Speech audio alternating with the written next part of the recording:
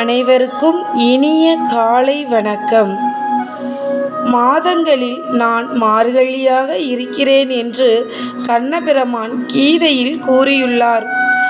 மானிடர்க்கென்று பேச்சுப்படி வாழ்கிறேன் என்று வாழ்ந்து காட்டிய புதுவை நாயகி கோதை நாச்சியார் அவர்களின் திருப்பாவையில் மார்கழி 5ஆம் நாளான இன்று 5ஆம் பாடலை பற்றி பார்க்க உள்ளோம். மாயனை மண்ணு வடமதுரை மைந்தனை தூய பெருநீர் யமுனை துறைவனை ஆயர் குலத்தினில் தோன்றும் அணி விளக்கை தாயே குடல் விளக்கம் செய்த தாமோதரனை தூயோமாய் வந்து நாம் தூமலர் தூவி தொழுது வாயினால் பாடி மனத்தினால் சிந்திக்க போய பிழையும் புகுதருவான் நின்றனவும் தீயினில் தூசாகும் செப்பலோரெம்பாவாய்.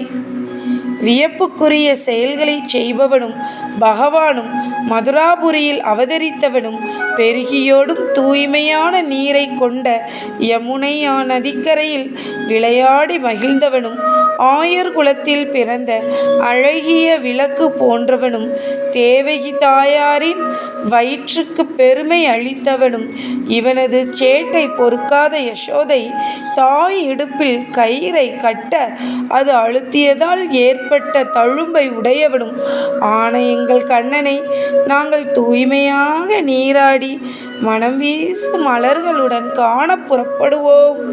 அவனை மனதில் இருத்தி அவன் புகழ் பாடினாலே போதும். செய்த பாவ பலன்களும் செய்கின்ற பாவ பலன்களும் தீயினில் புகுந்த தூசு போல காணாமல் போய்விடுமா? பாருங்க எவ்வளவு அற்புதமான பாடல் என்று. உன்னை பெற்றதனால் அவள் மற்றவராலோ போற்றப்பட வேண்டும் என்பது ஒரு தாய்க்கு பிள்ளை செய்ய வேண்டிய கடமை. தேவகி தாய்க்கு கண்ணனை பெற்றதால் பெருமை. ஈங்கிவனை நான் பெறவே என்ன தவம் செய்துவிட்டேன் என்று அவள் பெருமைப்படுகிறாள்.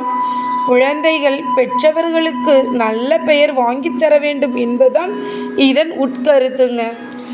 சரிங்க, மீண்டும் பாடலை ஒரு முறை பாடுகிறேன்.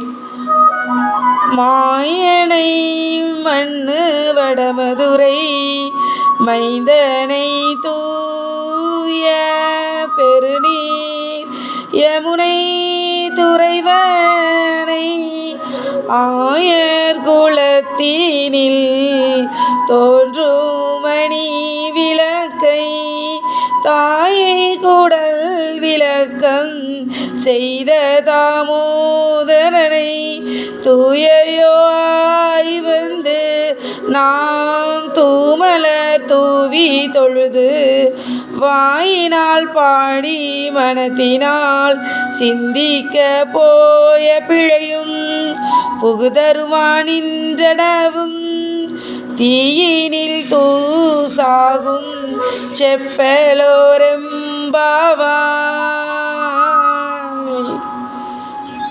நன்றிங்க. நான் உங்கள் தமிழ் மாணவி முத்துவேல் கல்கின்.